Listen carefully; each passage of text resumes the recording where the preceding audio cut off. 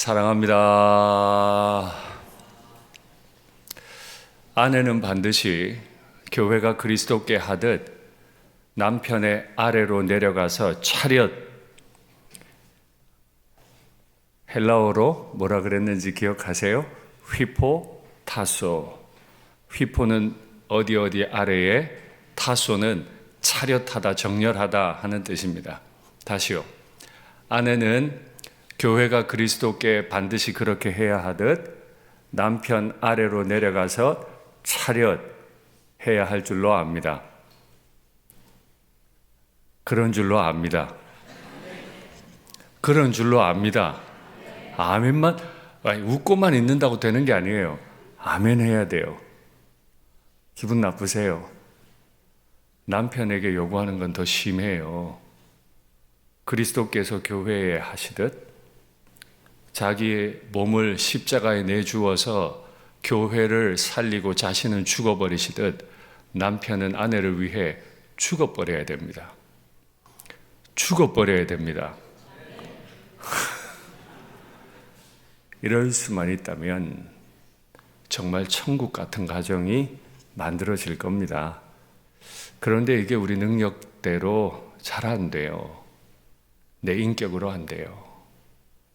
사랑한다는 이유로 얼마나 불순종하는지, 사랑한다는 이유로 남편의 권위 아래 내려가지 않으려 하는지, 사랑한다는 이유로 십자가에 못 박히기는커녕 아내의 가슴에 대못 박는 말을 하는지, 우리는 우리 자신을 잘 돌아봐야 합니다. 그런 면에서 절제하고 내려가고 자신을 쳐서 복종하는 것은 사랑의 아름다운 열매라고 할 수 있겠습니다. 이 사랑의 열매는 우리 스스로 맺을 수 있는 건 아니고 성도가 전적으로 성령께 의지할 때, 성령께서 주시는 능력을 경험할 때만 가능한 줄 믿습니다. 우리 일상교회에 속한 모든 믿음의 가정은 이런 아름다운 부부의 관계들이 일어나게 되기를 바랍니다.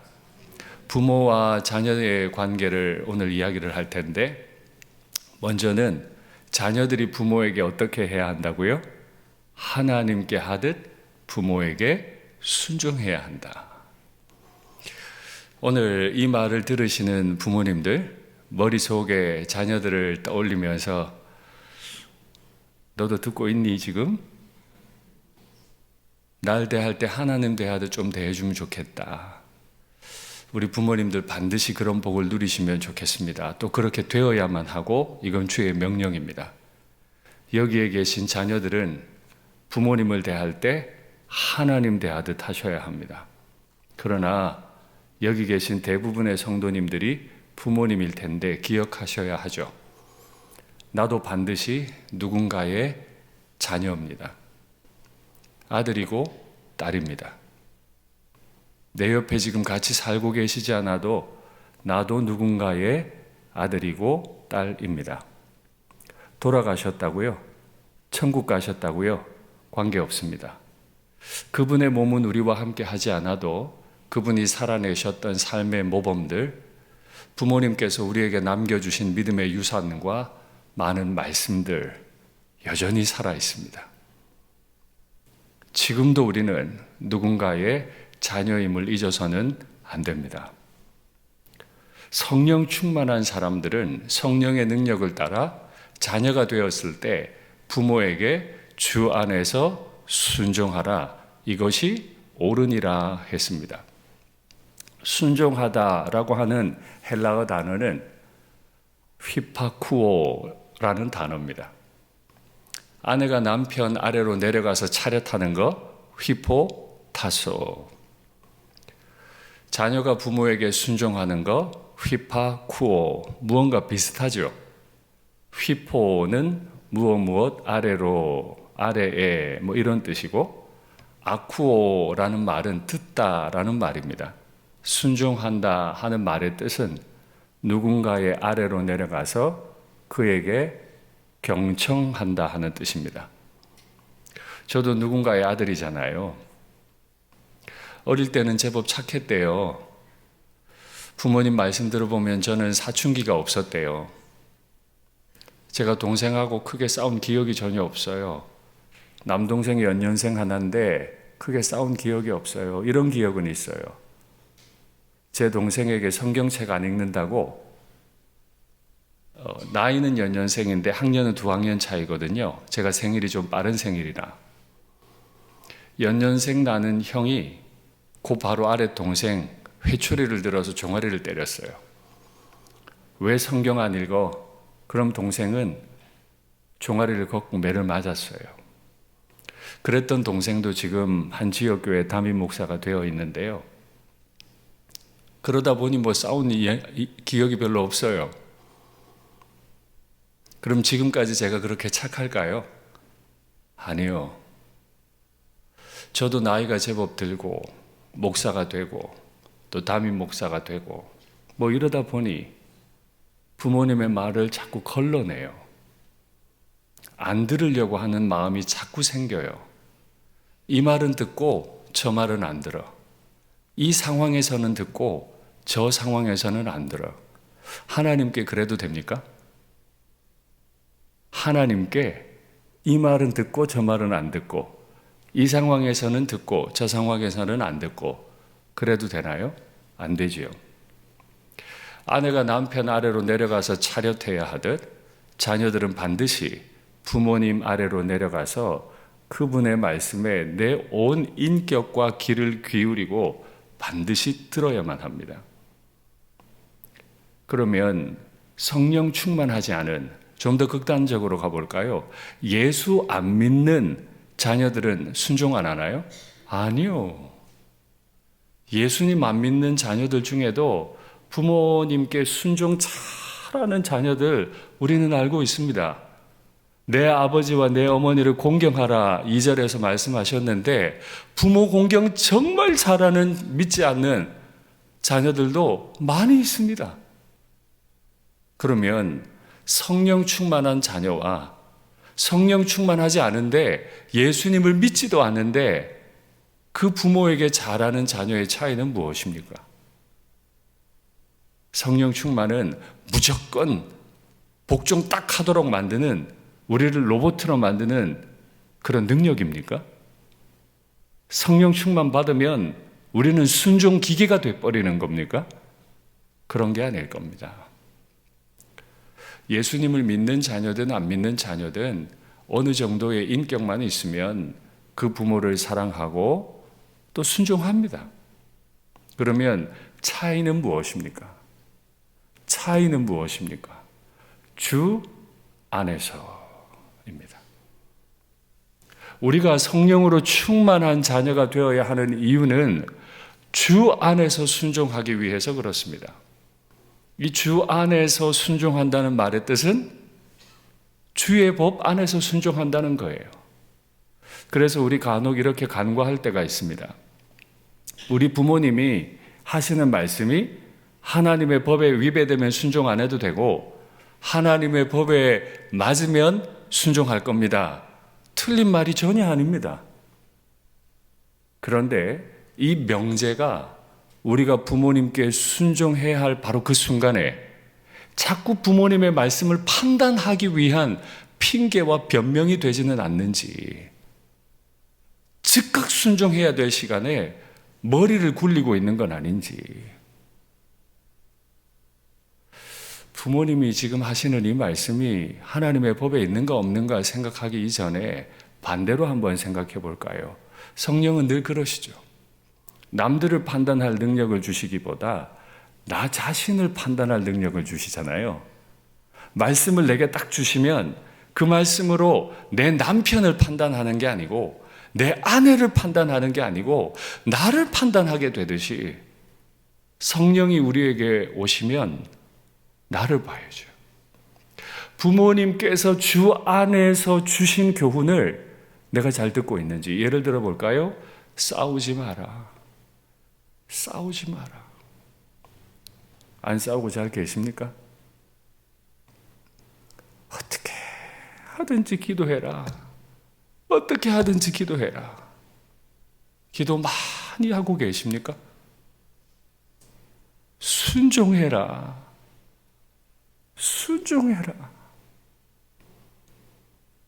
전 어릴 때 목사님에게 순종해라, 순종해라 많이 들었는데 어떻게 담임 목사에게 순종해라, 순종해라 하신 대로 순종하고 계세요? 선생님에게 순종해라, 순종해라, 순종하고 계세요? 주님께서 이 말씀을 부모님께서 이 말씀을 주 안에서 주셨나요? 주님 밖에서 주셨나요? 주 안에서 주셨어요. 그런데도 우리는 자꾸 상황에 따라 그 말씀을 튕겨내요. 가려요. 그래서 자꾸 어려워져요. 주 안에서라는 말이 얼마나 무서운 말인지 말씀 한번 확인할까요? 내 하나님 여호와가 내게 명령한 대로 안식일을 지켜 거룩하게 하라. 저게 10계명 몇 계명이죠? 4계명입니다. 그리고 바로 다음 5계명에 너는 내 하나님 여호와께서 명령한 대로 방식이 같죠. 4계명 안식일을 지키라는 명령과 5계명 부모님께 순종하라는 계명을 주실 때 방식이 같아요. 하나님 여호와께서 명령한 대로 내 부모를 공경하라. 그리하면 내 하나님 여호와가 내게 준 땅에서 내 생명이 길고 복을 누릴 거다. 우리는 보통 10계명을 4계명까지와 5계명부터 10계명까지로 나누죠. 4계명까지는 하나님에 대한 계명이고 5번째 계명부터 10계명까지는 사람과의 관계라고 나누잖아요. 크게 틀리지 않을 겁니다. 그런데 유대인들은 달라요. 유대인들은 5계명까지가 하나님께 대한 계명이라고 해석해요. 5계명이 뭔데요? 부모에게 순종하라는 건데 왜 유대인들은 5계명까지가 하나님께 대한 계명이라고 가르칠까요? 지금 보신 이유입니다.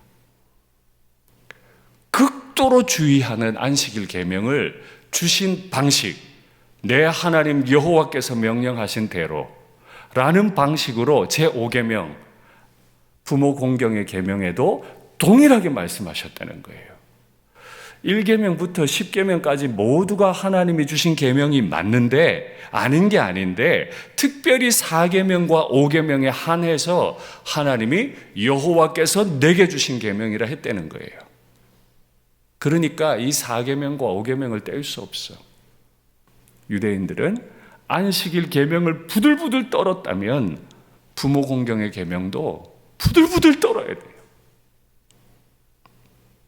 자녀들에게 주일을 거룩히 지켜 말하려면 내가 내 부모님의 가르침을 튕겨냄 없이 가감 없이 부들부들 떨며 안식일 계명 지키듯 지켜야 하는 거예요. 그런데 우리 어디 그러나요? 잘 안 그러죠. 똑같이 내 하나님 여호와께서 명령하신 대로인데 5계명에 대해서 우리가 얼마나 약한지, 얼마나 불순종하는지 몰라요. 오늘 이 말씀을 마음으로 들으시면 좋겠어요. 성령의 능력을 부으셔서 주여 안식일 계명 주일 성수를 목숨같이 지키는 우리라면 부모님께 순종하고 공경하는 계명도 목숨 걸고 지키는 계명으로 그렇게 아름다운 믿음의 가정을 이루게 주여 우리를 도와주시옵소서 이렇게 기도할 수 있으면 좋겠습니다. 부모라는 표현을 했는데 유대인들에게 부모는 나를 낳아준 부모만 있는 게 아닙니다. 말씀 볼까요? 내 아버지여 보소서 내 손에 있는 왕의 옷자락을 보소서. 누가 누구에게 한 말이죠? 다윗이 자신을 죽이려고 쫓아다니고 있는 왕 사울에게, 왕 같지도 않은 것에게 내 아버지여. 세속 지도자에게도 아버지라고 호칭합니다. 엘리사가 보고 소리 지릅니다. 내 아버지여 내 아버지여 이스라엘의 병거와 그 마병이여 하더니 여기 아버지는 누굽니까? 그의 스승 영적 지도자 엘리야입니다. 구약 성경은 우리에게 나를 낳아준 아버지만 아버지로 부르라고 하는 게 아니고 세속 지도자도 아버지로, 심지어 그 세속 지도자가 나를 죽이려 덤벼들어도 그를 아버지로, 그의 영적 지도자도 아버지라고 부르라고 합니다. 그러면 우리는 이렇게 이해해야 합니다. 신약 시대에 와서 내게 주신 권위자들, 그를 내 부모로 부를 수 있어야 해요. 기억하십니까?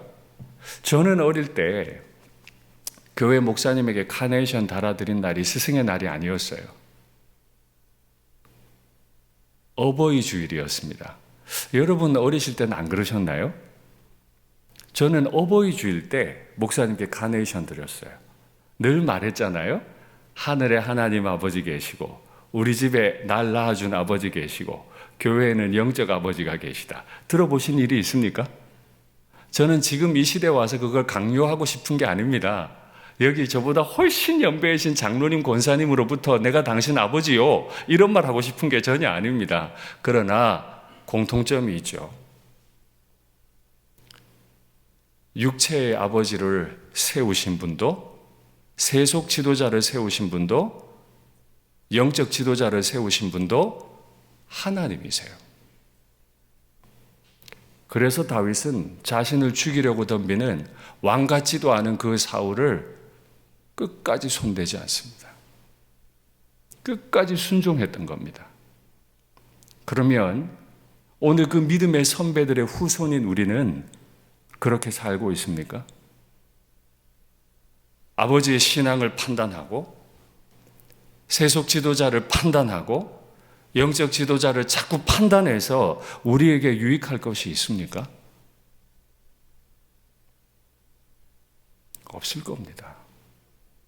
제법 괜찮아 보이지만 그렇지 않을 겁니다. 그래서 골로새서에서 바울은 똑같은 편지를 쓰는데요. 똑같은 로마 감옥에 갇혀서 하나의 편지는 에베소 교회로 보내고 하나의 편지는 골로새 교회로 보내는데 이렇게 씁니다. 자녀들아, 모든 일에 부모에게 순종해라. 모든 일에 순종해라. 어떤 일에? 모든 일에. 이는 주 안에서 기쁘게 하는 것이다. 교회 가라는, 교회 생활에 관한 건 순종하겠습니다. 손 닦고 밥 먹으라는 그 정도의 말은 내가 순종할 텐데, 내 배우자 결정하는 건 말하지 마십시오. 내가 어느 학교 가는 건 말하지 마세요. 그건 내가 알아서 나갑니다. 이러면 된다, 안 된다? 된다, 안 된다? 안 된다는 거예요. 안 된다는 거예요. 그건 믿음의 집에서 할 일이 아니에요. 믿음의 자녀들이 배워야 할 건 성령의 능력을 덧입은 후에 모든 일에 주 안에서 부모에게 순종하는 법을 배워야 해요. 내 마음에 맞든 안 맞든.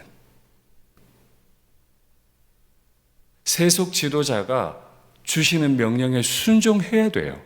내 마음에 맞든 안 맞든.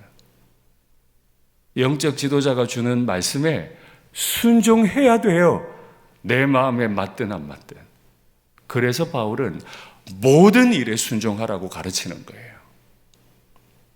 근데 순종 안 하는 이유가 있죠. 내 판단이 자꾸 앞서요. 그래서 비록 성경은 아니지만 세상에 아주 유명한 책, 베스트셀러 하나 인용해 보려고 합니다. 읽어볼까요?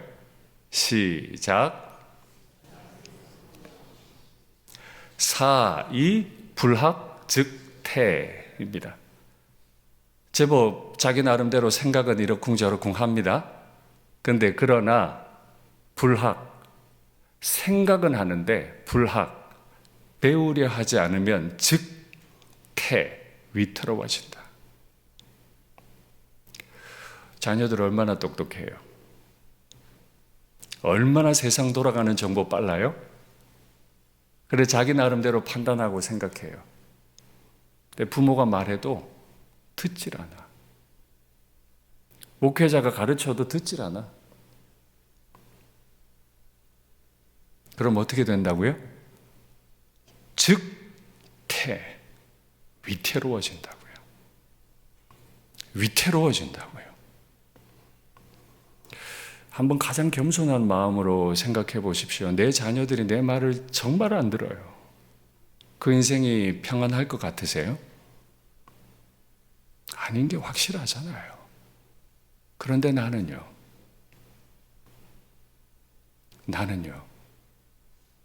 생각은 많아요. 자기 나름대로 판단도 해요. 그래서 어떤 일에는 순종하고 어떤 일에는 순종 안 하기로 해요. 그래서 어떤 일에는 안 배우려고 해요. 불합하면 위태로워진다. 내 마음대로 안 되죠.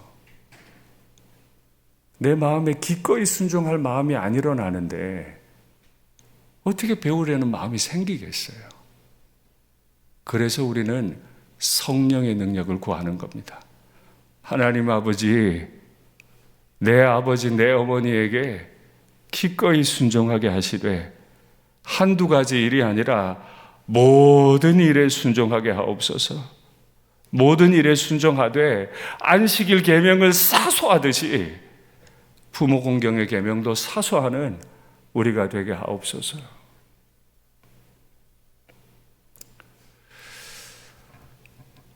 제가 문득 이런 생각을 합니다. 왜 훌륭한 목사님들이 목회를 끝까지 잘 하시다가 정말 남부럽게 목회하시다가 왜 마지막에 넘어질까? 헌신 안 한 목사님이 어디 있겠어요? 애 안 쓴 목회자가 어디 있겠어요? 근데 왜 마지막에 넘어질까? 많은 이유가 있겠죠. 근데 한편으로 생각하는 거예요. 잔소리하는 부모님이 안 계셔. 애비야, 그 음성이 안 들려. 하나님 아버지, 우리 못난 아들이 담임 목사입니다. 이놈 살려주세요. 새벽마다 기도하는 부모님이 천국 가셨어.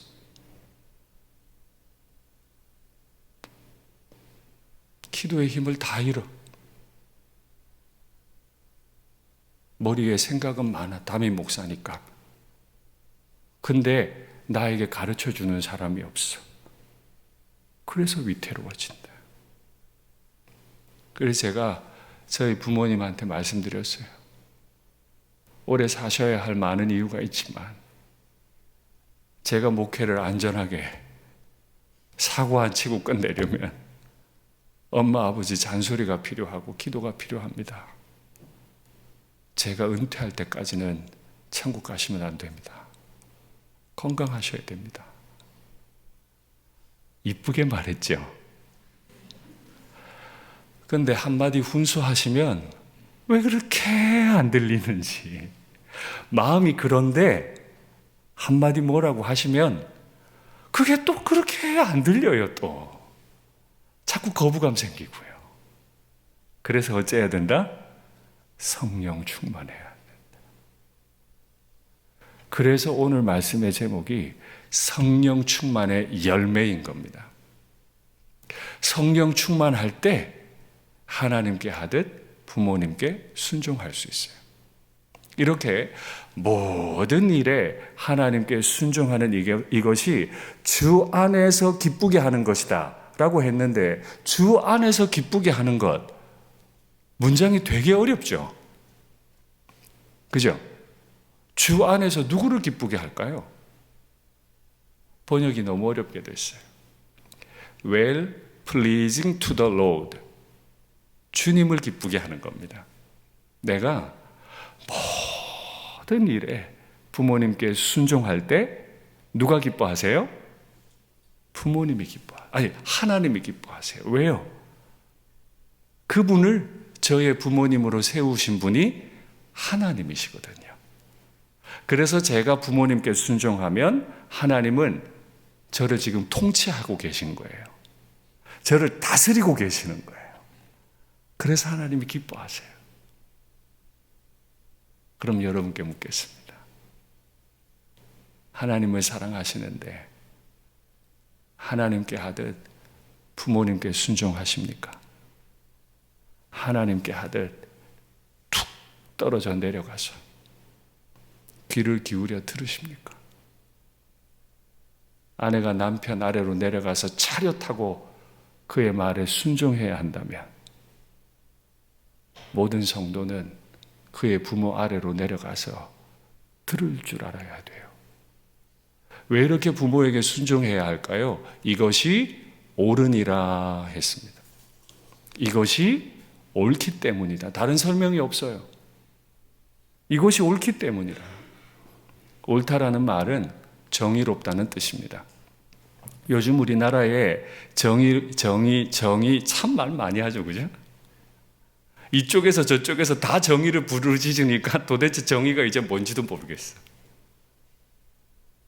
그런데 하나님 말씀하세요. 부모님 아래로 내려가서 하나님께 순종하듯 부모님께 순종하는 게 정의로운 것이다. 우리는 하나님의 정의를 이 땅에 실현하는 성도들 아닙니까? 남들에게 정의 부르짖지 말고 부모님 가르침 아래로 내려가십시오. 머리 커졌다고 스스로 생각하다가는 위태로워집니다. 위태로워져요.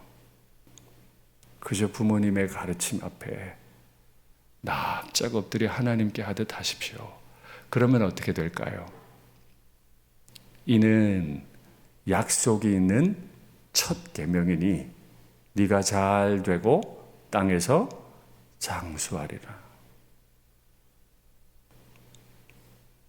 약속은 누가에게 하는 거예요? 간절한 사람이 덜 간절한 사람한테 하는 거죠. 내가 약속할게. 이거 꼭 해줘. 하나님이 성도에게 약속을 하신다는 건 말도 못하게 하나님이 지금 자신을 낮춘 거예요. 하나님은 약속하실 필요가 없는 분이세요. 모든 것들을 지으시고 다스리시죠. 그에게는 살리실 권세도 있고 죽여버리실 권세도 있으세요. 그런 그분이 자신을 낮추시고 약속하시는 건 이 일이 너무 귀하기 때문이고 이 일을 행해야 하는 우리를 너무너무 사랑하시기 때문이에요. 공부 잘하면 지 좋지 나 좋아요? 너 공부 열심히 하면 이렇게 해줄게. 자존심 상해요. 그죠? 그런데도 어떻게 내가 사랑하는 내 새끼인데 내 새끼가 잘해야지. 그러니 약속해요. 하나님이 약속하세요. 약속이 있는 첫 계명이라 그랬어요. 이게 무슨 말일까요? 사실 첫 계명 아니에요. 지금 5계명 하잖아요. 2계명에도 약속이 있습니다. 말씀 볼까요? 이것은 약속이 있는 첫 계명이니 이로써 네가 잘 되고 땅에서 장수하리라. 이렇게 말씀하시고는 제2계명에서 똑같이 더 많은 숫자를 넣어서 이런 말씀을 주십니다. 너를 위하여 새긴 우상을 만들지 말고 나 내 하나님 여호와는 질투하는 하나님인데 나를 사랑하고 내 계명을 지키는 자에게는 1000배까지 은혜를 베푼다. 이 계명에서 이미 하나님은 약속하셨어요. 그리고 5계명에서 다시 말씀하시죠. 이러니까 유대인들은 5계명이 여호와께 대한 계명이라고 말할 수밖에 없는 거예요. 2계명과도 똑같고 4계명과도 똑같으니까요. 그럼 궁금하잖아요. 왜 2계명과 5계명에만 이 약속을 특별히 주셨을까? 왜 1계명에는 안 주시고, 왜 2계명에 주시고, 왜 3계명은 안 주시고, 4계명은 안 주시고, 왜 5계명에 약속을 주셨나? 가장 무시되기 쉬운 계명이죠. 살인은 쉽지 않습니다. 도둑질하는 거 쉽지 않아요. 부모 공경은 실패하기 쉬워요. 우상을 섬기는 건 매우 어렵지만 하나님을 우상 섬기듯 하는 건 우리가 제법 빠지기 쉬운 오류예요. 그래서 하나님은 우리에게 약속까지 주셔서 제발 조심해라. 나를 섬기되 바알 섬기듯 해서는 안 된다. 태양신 섬기듯 해서는 안 된다. 조심해라. 너 나이 든 부모 이제 농산일에 쓸모없다고 무시해서는 안 된다. 우상 숭배자들이 다 그러고 살아도 믿음의 자녀는 그러는 거 아니야. 하고 약속까지 주세요. 우리가 그거 못 해낼까 봐, 자꾸 넘어질까 봐 약속까지 주어서 하신대요. 그 약속의 첫 번째가 뭐예요? 잘 되고. 왜 잘 되게 하실까요? 물론 믿지 않는 자녀들도 진짜 잘 되는 경우 많지요. 돈 많이 법니다. 출세해서 얼마나 고위직에 올라가는지 몰라요. 믿음 없어도 잘 됩니다. 그러니까 예수 잘 믿어서 돈 많이 벌었어요. 예수 잘 믿어서 고위직 됐어요. 이런 말 극도로 조심하셔야 돼요. 부처님 잘 믿고도 돈 많이 버는 사람들이 있습니다. 없나요? 있습니다. 그러니까 그렇게 말하면 안 되는 거예요. 하나님이 필요하시면 부하게도 하실 겁니다.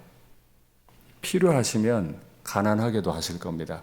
그러나 잘 되게 하신다고 하셨으면 일반적으로 보편적으로 그를 잘 되게 하실 겁니다. 왜요? 그는 정의로운 삶을 살고 있거든요. 그래서 사람들에게 버림받지 않아요. 그리고 그가 잘됨을 통해 믿음의 담력을 얻게 합니다. 부모님 말씀을 잘 듣고 순종하더니 저렇게 잘 됐구나. 우리도 그렇게 살면 되겠구나. 장수하리라. 오래 사는 게 복이죠. 오래 사는 게 복이죠. 아멘 안 하시는 분들은 적당하게 한 120까지? 연말 연초가 되면 제가 우리 교회 어른들 신방을 해요. 아주 연세 높으신 어른들, 8순, 9순 되시는. 그래서 예배당에 잠 못 오시는 분들 신방을 하는데 한결같이 하시는 말씀이 목사님 이제 살 만큼 살았어요. 이제 조용히 하나님 나라 가도록 기도해 주세요. 이제 우리 아버지 곧 80이거든요. 차마 그 기도가 안 떨어져요. 제 은퇴가 이제 20년 남았는데 아직 20년 더 사셔야 되는데 그 기도가 안 떨어진다고. 오래 사는 거 복 맞죠? 맞아요. 왜 오래 사는 게 복이죠? 오랫동안 믿음의 담력을 줄 수 있으니까. 이상하게도 믿음의 조상들이 죽을 때 꼭 나이를 기록해줘요. 아브라함 175, 이삭 180, 야곱 147, 요셉 110. 평균 내면 얼마일까요, 이게? 그땐 약도 없는데, 응급처치도 안 되는데, 왜 이렇게 오래 사는 거죠? 오래오래 살면서 그의 자녀들의 자녀들의 자녀들까지 두 손으로 축복하는 거죠. 야곱이 도망갈 때 나이가 60에서 70이에요. 아브라함이 살아있었죠. 아브라함과 이삭이 같이 살았을 겁니다. 그 밑에 야곱이 있었을 겁니다. 아브라함은 이삭도 가르치고 야곱도 가르치고 아브라함은 손들어 축복했을 겁니다. 믿음은 이런 거란다. 야곱이 나중에 하나님 만나고 자기 할아버지 이야기를 떠올렸을 겁니다. 자기 아버지 이야기를 떠올렸을 겁니다. 하나님 말씀에 잘 순종하고 사는 자녀들은 크게 위태한 길로 가지 않기 때문에 일반적으로 하나님의 특별한 뜻이 아니면 일반적으로 장수하게 되어 있습니다. 술, 담배를 합니까? 나쁜 짓을 합니까? 하나님이 특별한 계획이 아니시면 일반적으로 장수합니다. 근데 이유가 있다고요. 오래 살면서 오랫동안 하나님의 일을 증명해내게 하시는 거죠. 저는 제가 그런 자녀이기 원합니다. 저의 자녀들이 그러하기를 원합니다. 제가 80이 되고 제 아이들이 그 아래가 되고 제가 90이 되고 그 아래가 되어도 저와 제 딸들이 만나면 늘 하나님 얘기하는 거예요. 아빠, 하나님이 이렇게 해주셨어. 잘했다. 내가 너 위해 기도하고 있다. 우리 앞으로도 이러자. 할렐루야. 하나님께 하듯 부모님에게 순종하는 그 믿음의 자녀들이 받을 복이지요. 말씀을 맺겠습니다. 모든 성도는 성령의 능력에 힘입어서 하나님께 순종해야 합니다. 모든 성도는 하나님께 순종하듯 부모님께 순종해야만 합니다. 모든 성도는 하나님의 모든 말씀에 순종해야 합니다. 모든 성도는 하나님의 모든 말씀에 순종하듯 부모님의 모든 말씀에 순종해야만 합니다. 우리가 그런 사람이 되고 하나님께서 우리를 땅에서 잘 되고 장수하게 하셔서 하나님 나라의 일을 널리 오래도록 드러내게 하시기를 원합니다.